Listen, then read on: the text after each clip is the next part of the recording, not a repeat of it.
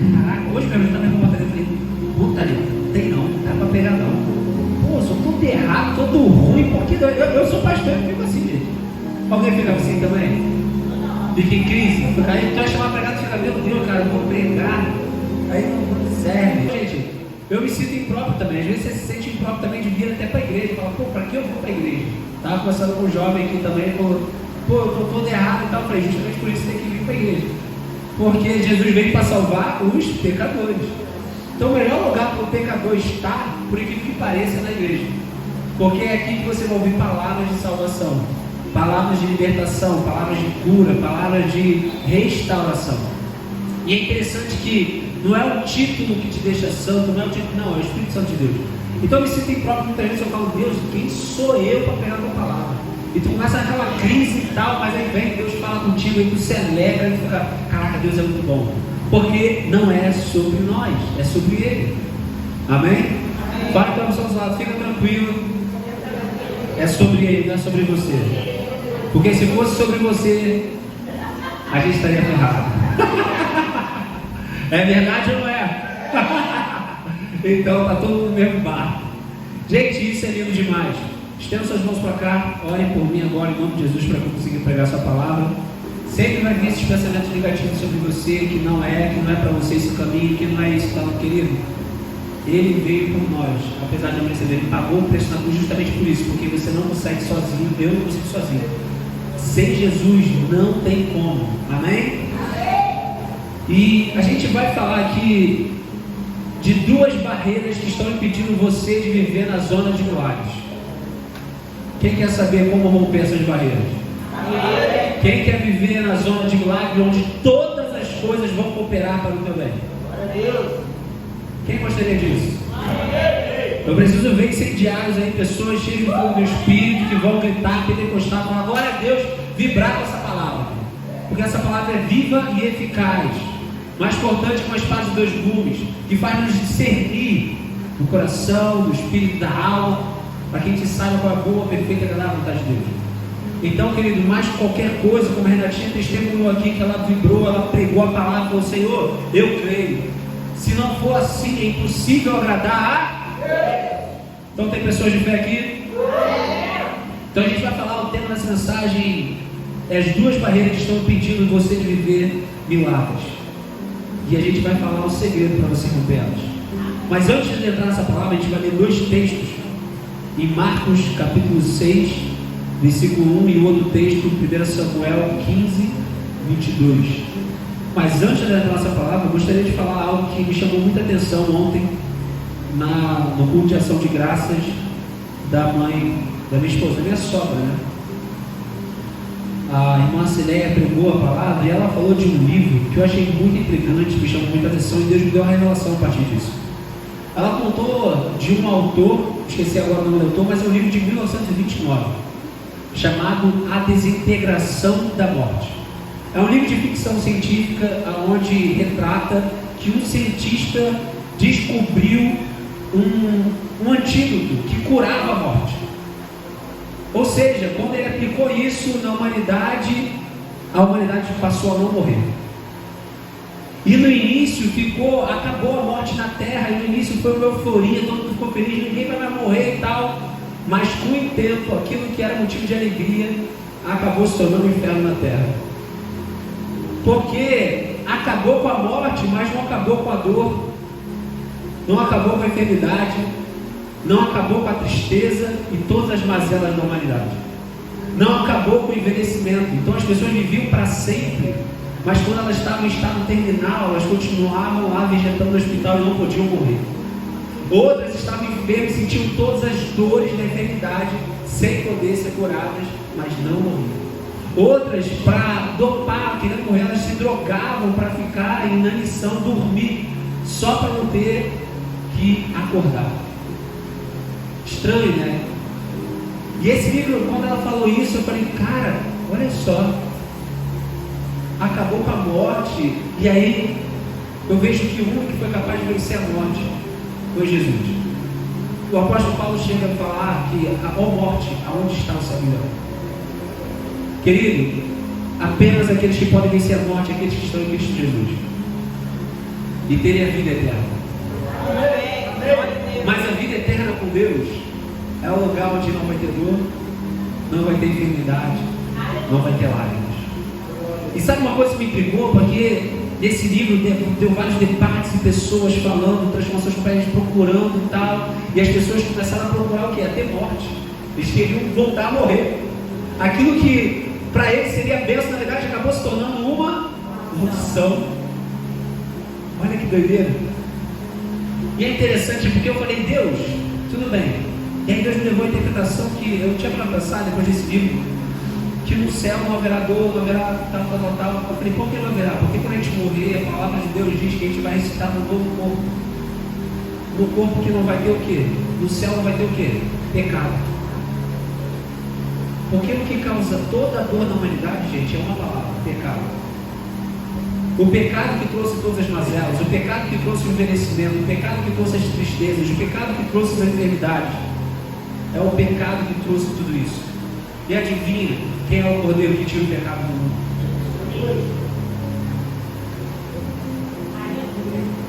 Porque se no céu houvesse pecado,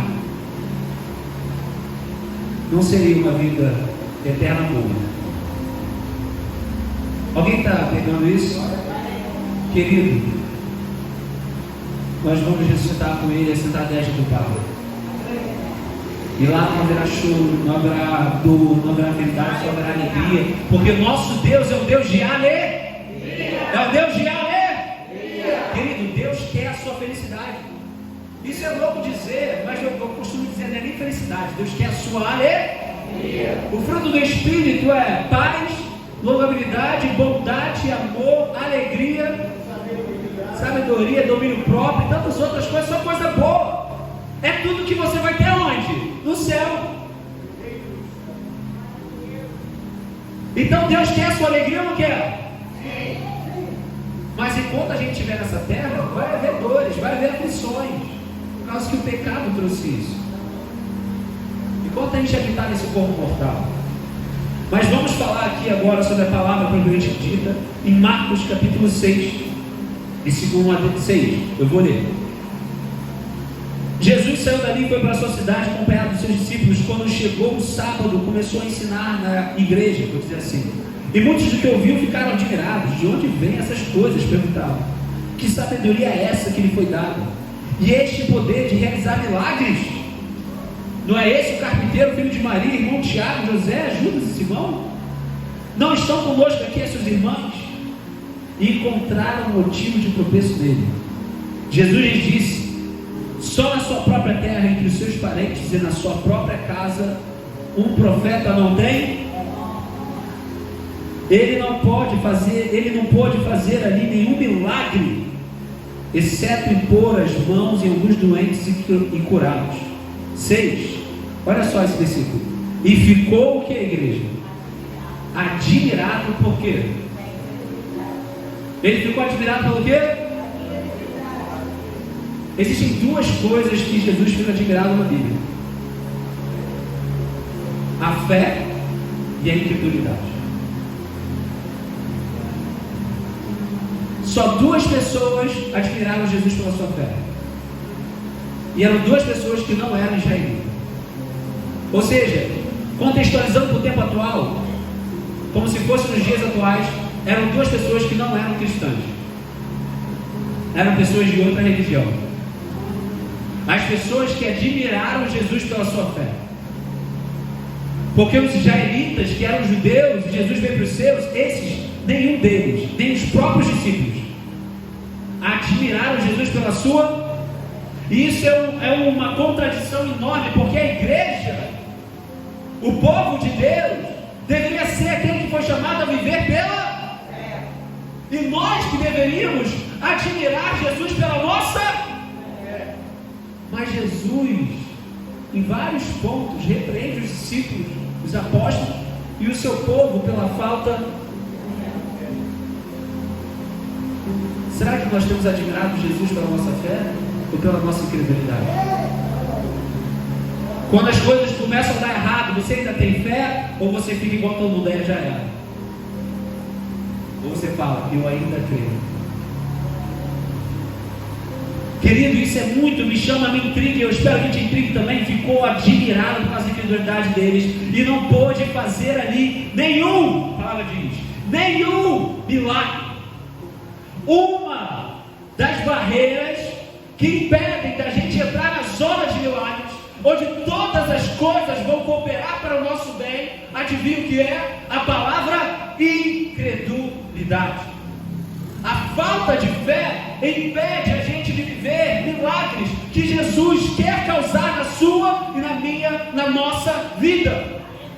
Porque Jesus foi ali em Nazaré pregar para o seu povo, ensinar, e ele queria ou não queria fazer milagres, gente? Mas a palavra nos diz em que ele não pode fazer ali nenhum milagre por causa da incredulidade deles, exceto por alguns. E às vezes é assim nas igrejas. Jesus quer fazer milagres aqui essa noite, Jesus quer fazer milagres em nossa vida, em nossa casa, em nosso trabalho, mas às vezes ele não faz por causa da sua incredulidade, por causa da minha incredulidade. E isso está sendo uma barreira no céu, e que a janela espiritual está fechada, porque a única chave que abre as comportas do céu e fecha é a fé e a incredulidade. O que você tem feito quando as coisas não aparentam aquilo que você gostaria? Você tranca ou você abre com a porta, com a fé? Querido, isso me intriga, porque ele não fez nenhum milagre. E ele queria ou não queria? Eu vou repetir para vocês, ele queria ou não queria, gente? Sim. Jesus quer fazer milagre na sua vida, na sua casa, na sua família. Mas a pergunta é, ele está se admirando com a sua incredulidade ou se admirando pela sua fé? E sabe qual é o contexto mais ridículo aqui? Era um povo que se dizia conhecer ele desde a infância, e eles procuravam motivo de tropeço. Ele não é aquele que eles conheciam, e às vezes nós limitamos o poder de Deus. Nós somos igualzinhos. De repente Jesus viesse aqui e fosse pastor dessa igreja, não fosse o pastor Ronildo, fosse o próprio Jesus, não aconteceriam milagres aqui na vida. Porque pessoas iam dizer, mas esse não é o Jesus, filho da não sei o quê? Esse não é o primo da fulana de tal, o irmão de tal? A gente conhece a família dele. Eu vou acreditar nesse cara aí? Porque um profeta não tem honra na sua própria.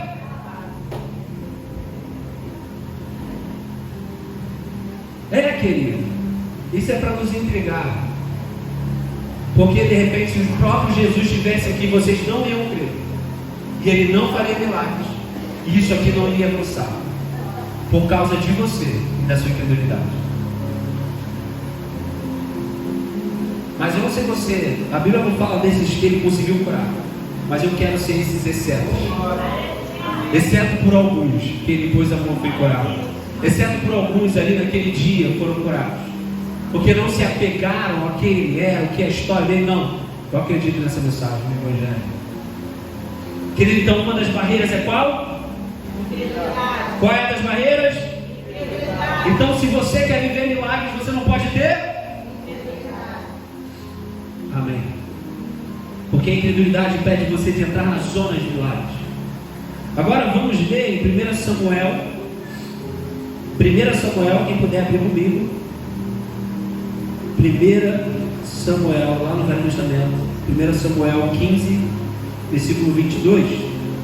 É um texto em que Samuel e Saul, contexto de Saul, tinha acabado de vencer uma guerra, mas desobedeceu a Deus. Ao invés de dizimar todo aquele povo, ele pegou a melhor parte, guardou, não matou o rei lá. E Samuel vai repreender ele. E 22 fala assim: Samuel, porém, respondeu: acaso tem o Senhor tanto prazer em sacrifícios e holocaustos, quanto que se obedeça a sua palavra? A obediência é melhor do que o... E a submissão é melhor do que a gordura de carneiros. Querido, gordura de carneiros era só para gente rica, tá? Não era todo mundo que tinha a condição de dar um carneiro em sacrifício. A maioria estava andorinha. Jesus nasceu no lar, naquele momento ali pobre, em que foi sacrificado na hora que ele nasceu 2 andorinhas. Então ele está falando, não adianta suas maiores ofertas. Deus quer a sua obediência, a sua submissão. Continua, pois a rebeldia é como o pecado da feitiçaria, a arrogância como o mal da idolatria.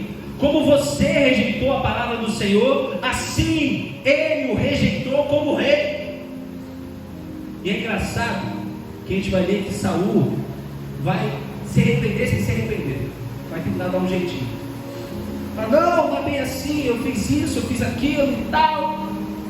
E adivinha, Samuel fica com pena de Saul. E esse é um erro dentro das igrejas de Deus. Nós nos apegamos, líderes se apegam a liderados que estão no erro e não repreendem. E se você ler o capítulo posterior, 16, olha que Deus fala para Samuel: até quando você vai ter pena dele? Eu já não quero ele.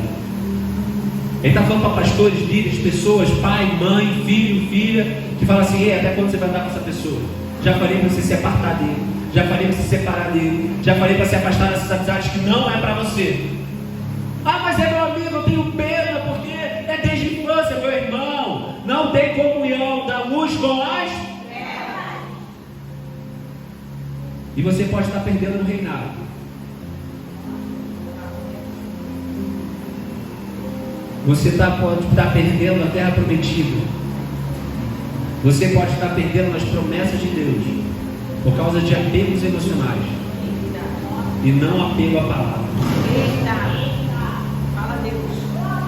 E eu quero dizer para você, a segunda barreira que impede você de entrar na zona de milagres é a desobediência. A primeira é qual? E a segunda? As duas impedem você de entrar na zona de milagres.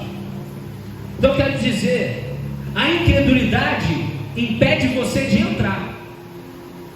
Se você quer entrar na zona de milagres, você precisa ter fé. Aí eu entro na zona de milagres. Mas depois de entrar, eu posso perder pela desobediência. Saul foi escolhido a Deus ou não, gente? O fato de eu ser escolhido por Deus, você é escolhido por Deus, sim ou não? Não nos isenta da responsabilidade de obedecer a palavra. O fato de eu ser escolhido, amado por Deus, não me dá aparato para libertinagem ou viver uma vida de pecado. Porque aí eu perco posição, eu perco aquilo que Ele me concedeu. Porque, querido, se Saul tivesse sido fiel, a gente nem concedia a vida dele, por assim dizer. Mas Deus se entristeceu com Saul e falou: ei, não tem mais prazer nele. Tá bom. Vou escolher outro rei, segundo o meu coração. Querido, Deus é fiel à sua palavra. Vou repetir: Deus é fiel à sua palavra. Eu sei que a gente canta essa canção ali, eu canto também. Tu és fiel, Senhor, fiel a mim. Mas se a gente vê teologicamente, biblicamente, Ele não é fiel a você. Ele é fiel à palavra dele. Não passará um tio, uma vírgula, tudo vai se cumprir. Se você for fiel à palavra, que das coisas vão se cumprir. Agora, se você for infiel, perde o reinado. E é engraçado que Deus da boca fala: ei, eu não te tirei do nada e te coloquei entre os grandes.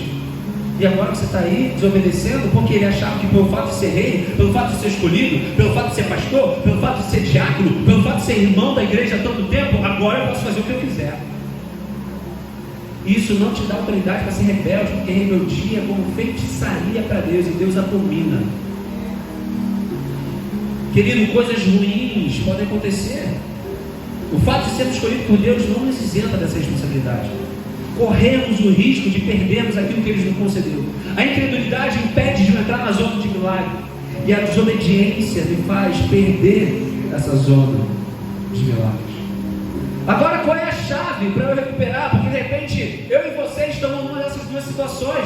Ou estamos diante de um obstáculo que estamos sendo incrédulos, ou estamos diante de uma fase da nossa vida que estamos desobedientes.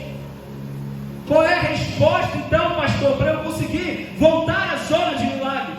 Voltar à zona onde todas as coisas cooperam para o bem daqueles que amam a Deus e estão segundo o seu propósito. Uma palavra: arrependimento.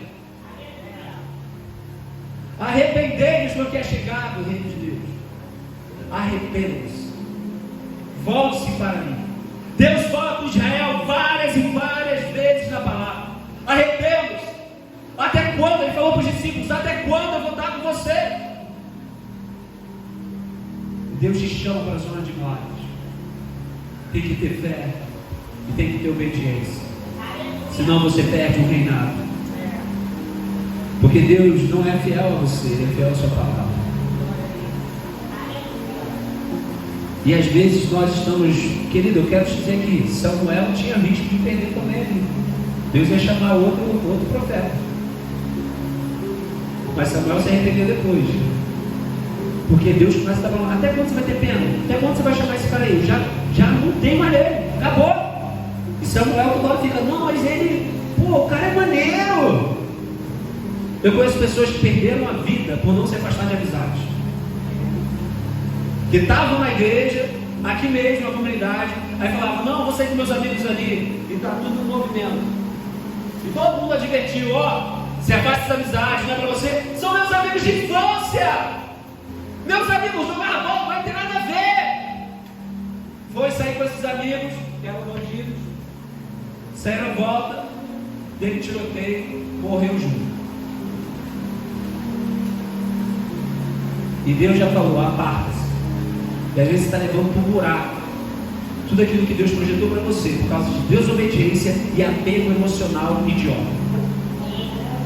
Apego emocional doentio, de relacionamento, de namoro, de filho, de filha, do que quer que seja.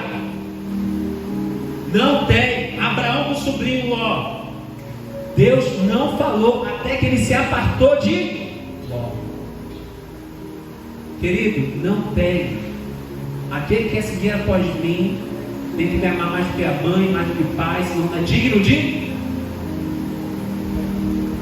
Ou é por ele ou não é, filho. E às vezes os nossos apegos emocionais estão impedindo a gente entrar na zona de milagres e viver tudo aquilo que tem para Deus. Então a desobediência vai tirar. Então, querido, o que eu quero dizer? Que não basta você ser escolhido, não basta ter casado com alguém de Deus e você ser de Deus e agora vive uma vida de desobediência. Seu casamento pode acabar. E eu vejo muitas pessoas assim: casei dentro da igreja, meu casamento acabou. Meu querido, você entrou na zona de milagres, mas depois ficou desobedecendo, não ficou seguindo a palavra, vai acabar o casamento, querido.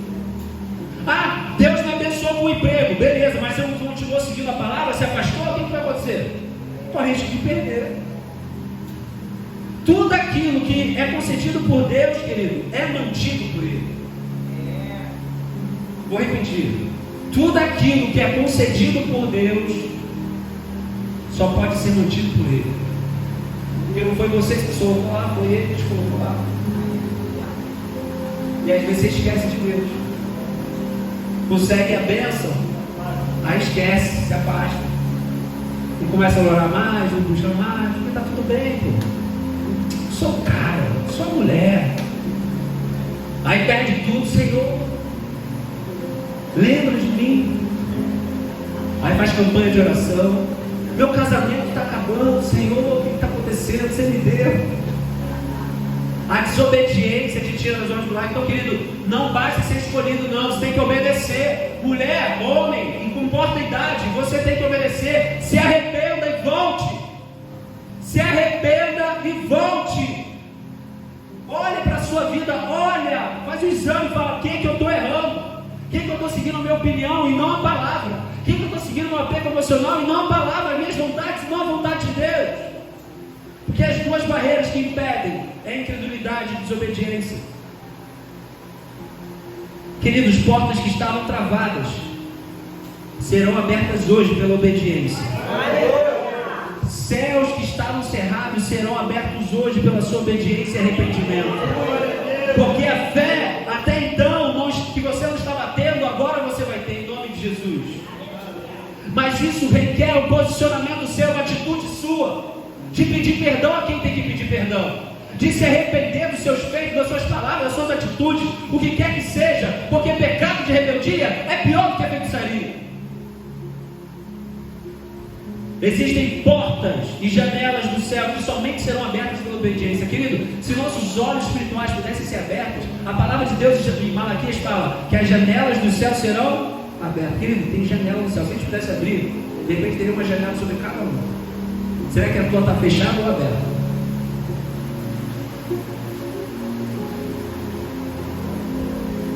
Porque, querido, a obediência vai fazer as janelas do céu estarem abertas sobre você. E ele fala: eu derramarei bênção tal que não caberá espaço. É só você ver fé e obediência. Existem pessoas que vivem na dispensação natural, como todo mundo lá fora.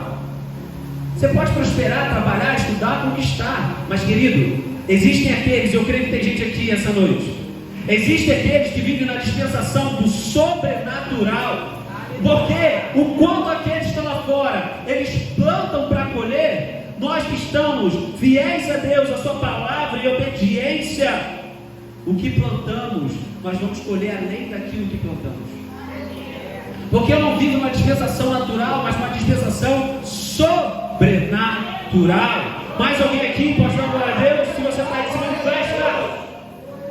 Porque existem respostas que serão realizadas aqui essa noite, quando essa janela for aberta através de sua fé. Provisão da parte de Deus vai vir quando você agir pela fé e obediência. Querido, janelas serão abertas quando você se arrepender e voltar. Satanás não tem poder de fechar essas portas. Satanás não tem poder de fechar as janelas dos céus. O que ele tem que fazer é colocar dúvida no seu coração. O que ele tem que fazer é colocar raiva no seu coração, incredulidade, desobediência. Outras vezes o que ele tem que fazer é colocar pessoas. Só isso. Que você mesmo feche as janelas do céu pela sua incredulidade ou o quê? Amém, estão comigo. Posso continuar, querido? Agora eu quero falar uma coisa com você sobre essa questão de rebeldia. Você às vezes está insistindo com uma pessoa que já era para ter largado há muito tempo, por causa de apego emocional idiota. Eu aprendi uma coisa: se rebeldia se resolvesse com conversa, Deus chamaria Lúcifer para conversar. Deus tirou ele para fora do seu convívio. Afaste-se dos rebeldes. Se afaste do rebelde, ele não quer te ouvir, mas mentir e fazer de mentira a sua própria verdade. O rebelde sempre se acha vítima, o perseguido, a perseguida. É um negociador do que é inegociável. O rebelde é um crítico, só vive criticando todo mundo. Busca sempre juntar pessoas no seu pensamento. É aquela pessoa que vai falando pelos cantos: não, porque isso aqui, tá. Ele não constrói nada. E vem aquele ditado: quem poupa lobo, sacrifica ovelha. A sua rebeldia pode estar custando o seu reinado. A sua rebeldia pode estar custando aquilo que Deus preparou para você. A sua rebeldia para com Deus pode estar custando o seu emprego. A sua rebeldia para com Deus pode estar custando o seu casamento. A sua rebeldia para com Deus pode estar custando a vida dos seus filhos. A sua rebeldia para com Deus pode estar custando N coisas. Mas essa noite não. Essa noite eu creio que vai ter pessoas aqui que vão se arrepender e vão agir pela fé, vão agir pela obediência. Porque Saul, escolhido por Deus para governar, é retirado por Deus pela sua desobediência. O inimigo fará de tudo para você ver as suas necessidades e murmurar. Mas a fé fará você enxergar a provisão. O que eu quero dizer com isso, pastor? A fé é a resposta para cada necessidade da minha e da sua vida. Vou repetir. A fé é a resposta para cada necessidade da minha e da sua vida. Fala só para o seu lado. A fé é a resposta que você precisa para cada necessidade da sua vida. Para de focar naquilo que você não tem, naquilo que te falta. Foca naquilo que você tem hoje. Deus sempre usa o que você tem em mãos. Só que às vezes você fala assim: me falta dinheiro, me falta um pai ou uma mãe presente, se eu tivesse isso, se eu tivesse aquilo. Não!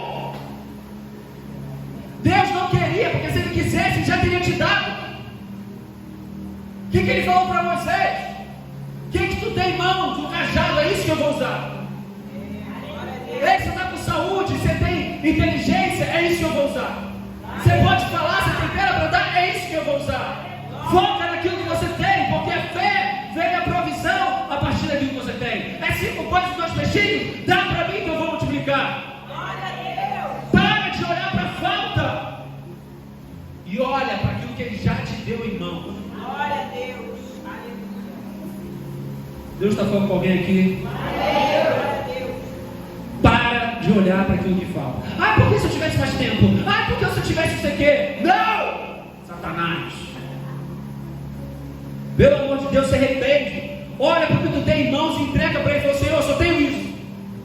Esse pouco. Porque se você for fiel no pouco, Ele te colocará sobre o muito. Mas alguém crê nisso? Cadê a igreja? Ah, Senhor, eu vou dar dízimo quando ganhar mais. Quem não vai ganhar nunca mais. Você não é fiel nem um pouco que tu tem.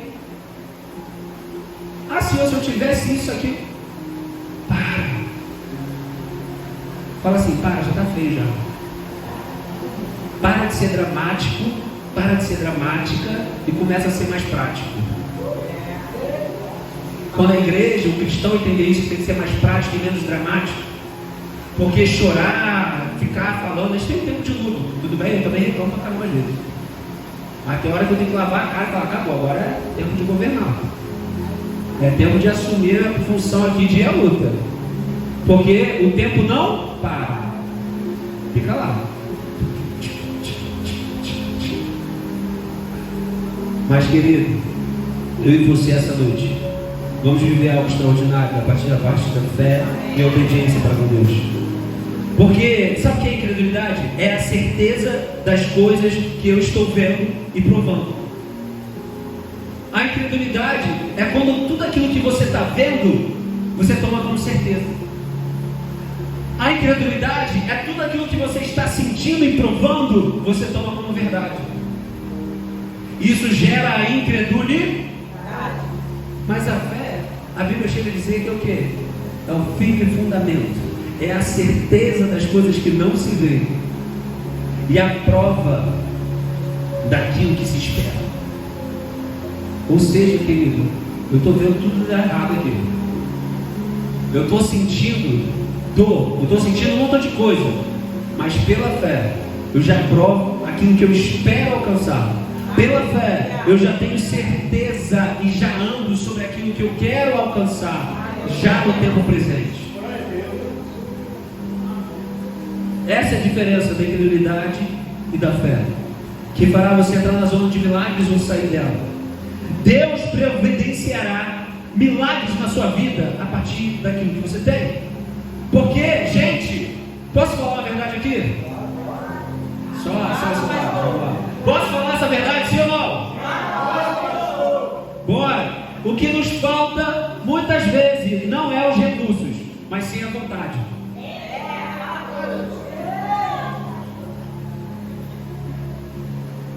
Lembra de uma passagem em 2 Reis, se não me engano, capítulo 15 por ali? Eliseu estava prestes a morrer. Aí veio o rei, se não me engano, Acabe, fala com ele, você vai morrer e tal, ficou desesperado. Aí Eliseu, ele fala assim, pega essa aljava, esse arco e atire. Nem lembro dessa passagem. Ele estava com uma aljava, ele só dispara 3 vezes. Pá, pá, pá. Aí a Bíblia diz que Eliseu ficou revoltado. Então, por causa que você só deu 3 vezes, só vai ferir os cristãos 3 vezes, porque você não usou tudo. Tudo aquilo que eu te dei, todo o seu potencial, só usou um pouquinho. Por causa disso você vai sofrer isso e isso. Querido, o que falta às vezes não é o recurso, é a tua vontade. Você tem uma aljava cheia de flecha e só usa uma. Ai, nossa. Ai, a vida é difícil. Aljava cheia de flecha, meu querido, acorda. Deus te deu a capacidade, Deus te deu os talentos. Multiplica aquilo que Ele te deu.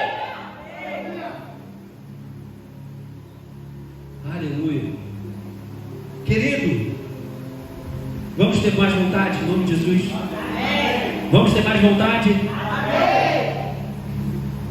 Porque a sua expectativa está ligada à sua provisão. Querido, a gente pode olhar pela mesma janela e ver coisas diferentes.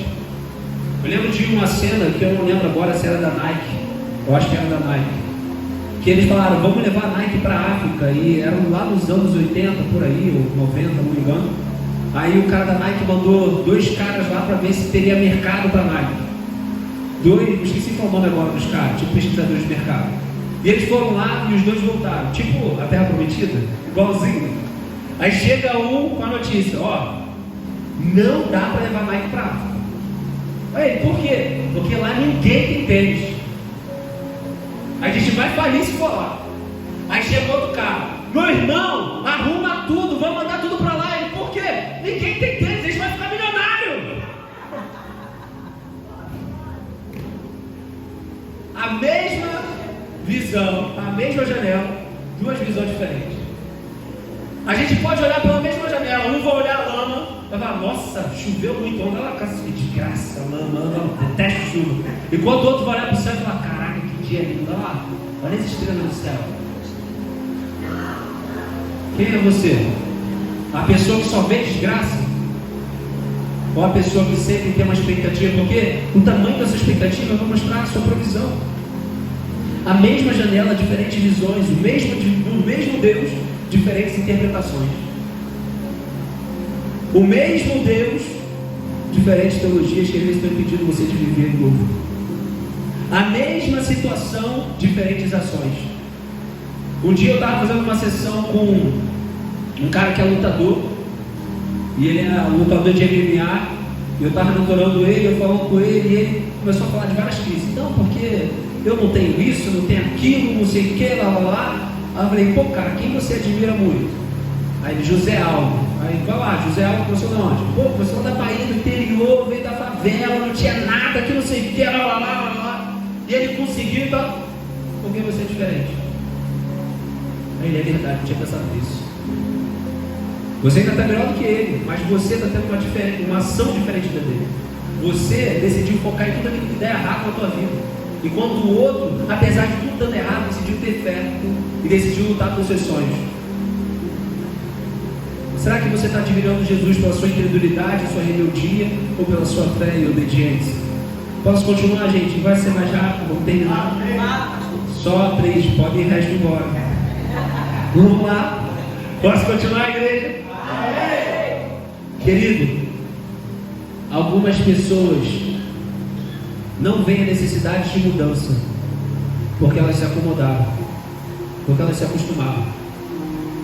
Minha filha um dia falou, ai, tomar banho de novo, eu não quero tomar banho.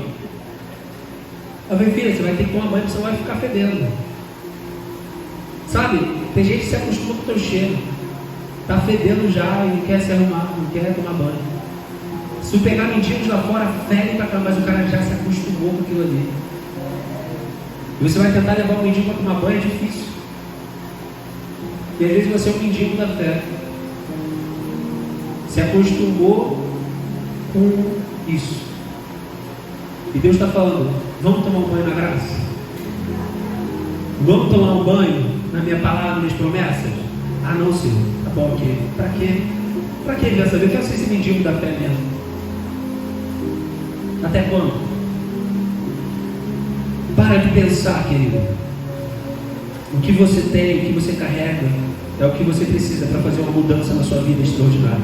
Vou repetir. O que você tem hoje, o que você carrega hoje, é o que você precisa para fazer uma mudança total na sua vida e na sua casa. Amém? Amém. Pare de pensar que falta aquilo ou outra coisa para a sua vida mudar. O que você tem é mais do que suficiente. Sabe por quê? Jesus é a sua fonte. Eu vou repetir. Jesus é a sua fonte. Eu vou repetir para esse lado, mas que entendeu? Jesus é a sua fonte. Querido, não é o seu trabalho.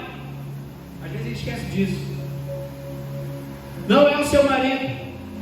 Não é a sua esposa. Não é a sua empresa. Não são os funcionários. Não são os seus clientes. Jesus é a nossa fonte. Posso perder empresa, posso perder trabalho, posso perder pessoas, mas enquanto Jesus for minha fonte, nada me faltará. Enquanto Jesus for sua fonte, Ele não te faltará. Alguém recebe essa palavra em nome de Jesus? Bate palma, faz alguma coisa, querido. Não é seu chefe, não é a política, não. É Jesus. E sabe qual é o problema? Saul esqueceu disso. Ele achava que era o exército. Ele achava que era o povo. E aí ele cedeu às tentações, cedeu às vontades do povo. Ah, mas o povo queria sacrificar, eu fiquei com medo e sacrifiquei. Querido, quem tem necessidade de aprovação para os outros nunca vai ser promovido no reino dos céus. Você não pode fazer porque os outros querem. Quando Deus te chamou, querido, eu tenho que fazer independente de você querer ou não. Independente de ter a tua aprovação ou não, porque se Deus mandou fazer, eu tenho que fazer. Eu tenho que ir. Siga meus bons e vamos para cima. Que os ruins eu quero distância. E às vezes, querido, você carrega muita gente que não era para carregar, que mais atrasa a tua vida do que adianta. E Deus já mandou você se apartar. E Saul esqueceu disso. Sabe, quando a gente ora, dá-nos o pontinho de cada dia, Deus está querendo dizer ali para a gente o quê? Senhor, você sabe o que eu preciso em cada dia. Não é aquilo que eu quero muitas das vezes, é aquilo que o Senhor sabe que eu preciso. E Deus sabe o que você precisa e Ele já te viu lá. Ele sabe o que você precisa amanhã, depois de amanhã, daqui a 2 anos, porque Ele já está lá no teu futuro, querido. Então Ele vai te entregar o que você precisa hoje, para que você consiga chegar lá amanhã. E às vezes aquilo que você quer hoje não é o que você precisa. Nem tudo aquilo que eu quero eu já alcancei, mas aquilo que eu preciso Ele já me deu. Nem tudo aquilo que você quer você já alcançou ainda. Mas tenho certeza, aquilo que você precisa para alcançar aquilo que você quer, você já tem. Porque Jesus é a nossa. Jesus é a nossa. Querido, e sabe o que é interessante isso? Porque na cena lá da porta que o aleijado está lá, ele estava pedindo o que para Pedro e João? O que ele pediu? Ele queria, mas Deus deu o que ele precisava. Levanta e anda. Às vezes nós estamos como esse aleijado, pedindo aquilo que a gente acha que necessita, mas Deus vai dar aquilo que você precisa. Querido, eu tenho tantas fraquezas, tantos problemas, assim como você. Algumas de repente menores, outras de repente maiores. Mas eu sei de uma coisa: eu nunca vou permitir que minhas fraquezas e meus problemas me impeçam que eu use as minhas armas. O que eu quero dizer, não importa o tamanho das suas fraquezas, não importa o tamanho dos seus problemas, nunca deixe isso impedir que você use as suas armas: a fé, o amor e a esperança. Nunca deixe isso impedir você de obedecer a palavra de Deus, porque isso fará você entrar na zona de milagres. Porque, querido, eu tenho uma certeza de uma coisa: geralmente nossos problemas são disfarçados de oportunidades para o nosso crescimento. Sabe, eu posso dizer na minha vida, fiquei bastante tempo desempregado. Aí eu falei, cara, não consegui emprego de jeito nenhum, filho. Meu Deus, tudo faço o que nada dá certo.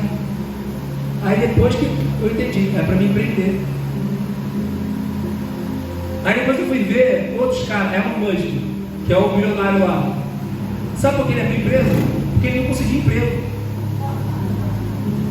Ninguém queria me dar emprego, eu fundei a empresa e fiquei milionário.